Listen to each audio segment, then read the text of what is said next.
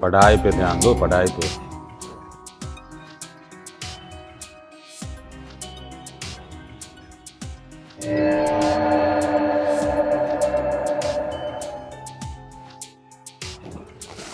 क्या हुआ, समझ में नहीं आ रहा है क्या? नहीं सर, मैं कर लूँगी सर। प्लीज़ अरे आप थोड़ा दूर होके बैठ जाइए, मुझे अनकंफर्टेबल फील हो रहा है। देखो, अंग्रेजी का एक वर्ड अनकंफर्टेबल तुमने सीख लिया है और बार बार यूज करते रहती हो। इसी तरह मैथ का भी ये क्वेश्चन सॉल्व करो, समझी? इससे आगे बढ़ो। Okay sir. तुम्हारा कलम तो चलता नहीं, कैसे सवाल सॉल्व करोगी? हाँ, देखो, ये क्यों परेशान हो रही हो? सर प्लीज़ हाथ हटा लीजिए। देखो, मैं तुम्हारे करीब सिर्फ इस कारण आना चाहता हूँ कि तुम्हें पढ़ाई लिखाई में कमज़ोर हो। पास आके तुम्हें समझाऊंगा तो अच्छे से समझोगी। समझ रही हो ना? सर मुझसे ना ऐसे हो नहीं पाएगा सर, प्लीज़ सर थोड़ा सा गैप। अच्छा, गैप हो जाता हूँ। तुम पढ़ाई करने आई हो कि हीरोइन बनने? हाँ, बालों को ऐसे लगा के रखी हो आगे में जैसे फैशन शो में आई हो। इसको पीछे करो। हाँ, अब सवाल बनाओ इसको। Okay sir. जिंदगी ऐसे नहीं सॉल्व होता ये क्वेश्चन।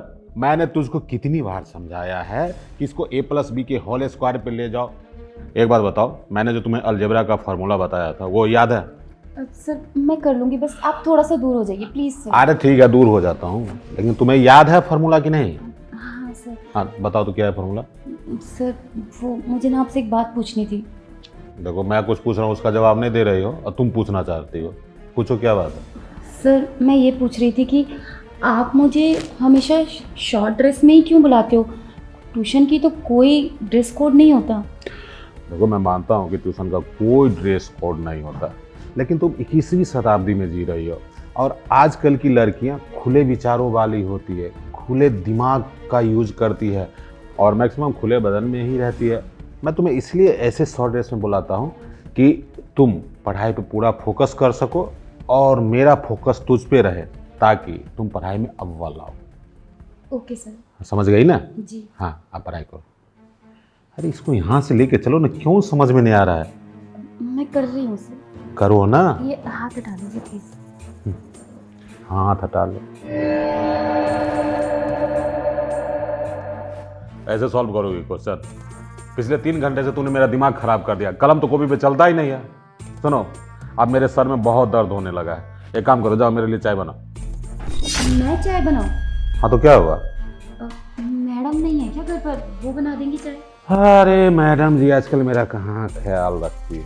हाँ, उसका पति घर में रहती है और वो तीरथ चली जाती है। यार कोई बात नहीं, तुम हो ना, जाओ चाय बना दो। मेरी मैडम तो महीने दिन बाद ही आएगी।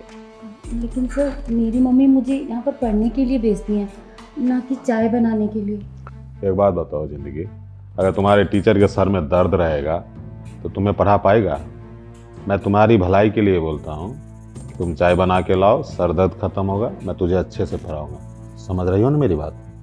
ठीक है सर, मैं चाय बना कर लाती हूँ। ठीक, ठीक है, जा। ओह, अरे ये कितना छिटकती है। मैं जितना करीब आने की कोशिश करता हूँ, ये कोई ना कोई बहाना लगा के कि सर थोड़ा दूर हो जाइए, ये हो जाइए। अनकंफर्टेबल, अनकंफर्टेबल का तो माला जपते रहती है। इसको अनकंफर्टेबल से कंफर्टेबल में कैसे लाना है वो तो मैं अच्छी तरीके से जानता हूँ। इसके पहले भी मैंने सुजाता, कविता, बबीता और चेतना को एक्स्ट्रा क्लास देके कॉलेज में टॉप कराया है। अब इसकी बारी है। चाय बनाने गई है किचन में, तो मैं यहाँ झक मार रहा हूँ। अरे इस मौके का तो फायदा उठाना चाहिए। जरा किचन में जाके भी उसको सिखाता हूँ प्यार का पाठ।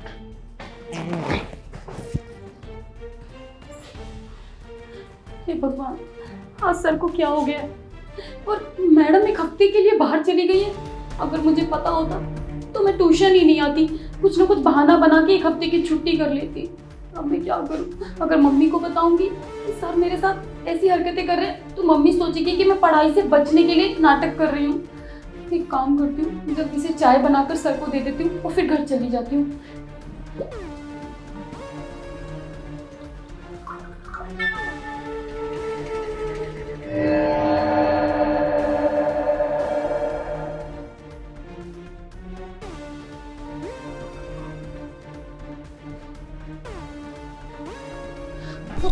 सर आप यहाँ? अरे घबरा क्यों रही हो, तुम्हारा सर ही हूँ। हाँ, कोई बाघ नहीं जो खा जाऊंगा तुम्हें। ऐसे चाय चीनी मिला कि नहीं? सर आप जाइए, मैं ढूंढ लूंगी। सुनो ना, मेरा मूड चेंज हो गया है, जरा बेडरूम में चलोगी, तुमसे कुछ इंपॉर्टेंट बात करनी है। क्या बेडरूम में? लेकिन क्यों? अच्छा छोड़ो बेडरूम, अभी नाइट में चलेंगे। एक काम करो, चलो ड्राइंग रूम में, चाय रहने दो। लेकिन सर मैं चाय बना देती हूँ ना आपकी। अरे छोड़ो ना, अब चाय पीने का मूड नहीं है, अब मुझे कुछ और चाहिए। सर हाँ लेकिन सर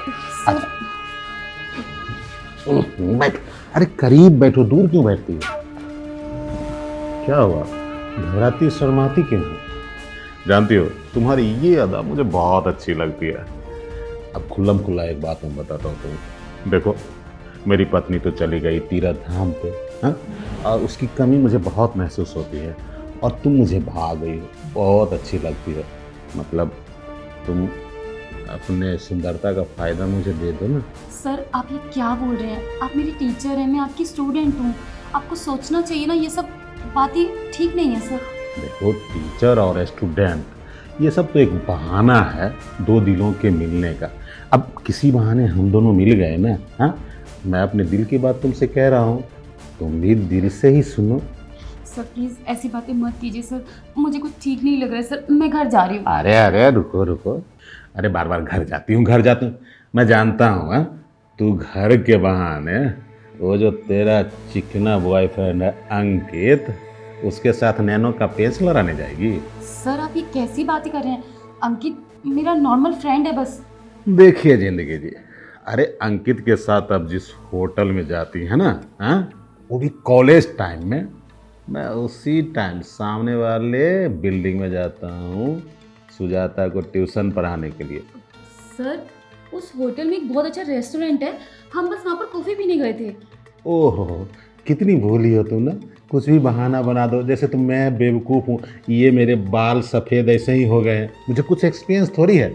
अरे जानता हूँ, खूबसूरत लड़की और जवान लड़का जब भी मिलेगा होटल के बंद कमरे में, तो प्यार का खेल तो होगा ही, और तुम वही खेल खेलने जाती हो ना? नहीं सर ऐसा कुछ भी नहीं है। देखो, ये बात सिर्फ मैं जानता हूँ, तुम्हारे मम्मी पापा को नहीं बताऊँगा। तुम अंकित के साथ जो प्यार वार वाला करती हो ना, मेरे साथ भी करो ना। सर आप ये क्या बोल रहे हैं? मैं आपकी बेटी की उम्र की हूँ, आप कम से कम अपनी उम्र तो देखिए, आपकी तो बाल भी सारे सफ़ेद हो गए हैं सर। अरे बाल ही की प्रॉब्लम है ना तुझे, मैं बाल काला करवा लेता हूँ, लेकिन दिल तो अभी भी जवां है। देख, अब मैं तुम्हें नहीं छोड़ूंगा जिंदगी, अब तो मैं कुछ करूंगा। अरे छोड़, कैसे बदतमीज, बेशरम, बेहया लड़की, अपने गुरु को थप्पड़ जड़ दिया। अरे अब तो तेरा फ्यूचर बिल्कुल डार्क है, समझी? तुम जिंदगी भर इसी क्लास में पड़ी रहोगी और मैं तुम्हें पास नहीं होने दूंगा।